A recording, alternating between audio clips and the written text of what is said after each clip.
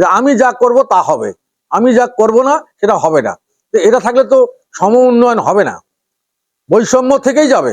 আজকে উত্তরাঞ্চল বাংলাদেশের এই যে 64টা জেলার মধ্যে 10টা আমাদের বিশেষ করে 10টা জেলার পরিসংখ্যানের মধ্যে দরিদ্রতম এলাকা ধরা হয়েছে, তার মধ্যে 6টা জেলায় রংপুরে।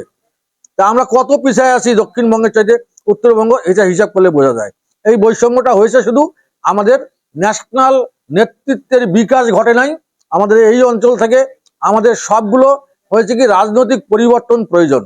এই জি হুজুর মার্কা রাজনীতি দিয়ে যে আমি একটা কথা আমার এলাকার দাবির কথা বলবো, মাননীয় প্রধানমন্ত্রী খুশি না হলে আমাকে যদি চেক করে দেয়, আমার তো ভিত্তি নাই, জনগণের সমর্থন নিয়ে আমি নির্বাচিত হই নাই। আমি তো আসি আমাকে তৈরি করেছে শেখ হাসিনা, আমাকে এখানে এমপি করছে শেখ হাসিনা, মন্ত্রী করছে শেখ হাসিনা, আমি জি হুজুর করিয়া সেই রাজনীতি চলছে। যার কারণে এলাকার যে সমুন্নয়নের কথাটা বলবে পার্লামেন্টে দাঁড়ায়া যে আমাদের এই এলাকারা আমাদের উন্নয়ন বৈষম্যের শিকার, সেখানে এই কথাটা বলার লোক ছিল না।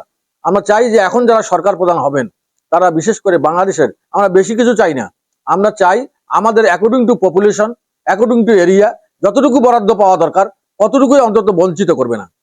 সমবন্টন করলেই আমাদের কোনো আপত্তি নাই, আমাদের বেশি টাকার দরকার নাই, এটা আমার প্রয়োজন নাই। আমরা চাই এবং সেই টাকাটা রাষ্ট্রের টাকাটা যেন অপচয় না হয়, কোনো দুর্নীতি না হয়, সে ব্যাপারে আমরা দায়বদ্ধতা যদি নিয়ে করি, কেন আমাদের দেবেন না? এভাবে যদি করা হয় সামনের বাজেট, যে বাজেটটা আবার রিভিউ হবে, যে বাজেটটা হয়ে গেছে এই বাজেট আবার রিভিউ হবে। হ্যাঁ, আমরা সেখানে চাবো যে যারা রাষ্ট্রপ্রধান আসবেন তাদের এই বাজেট বৈষম্যটা যেন না থাকে।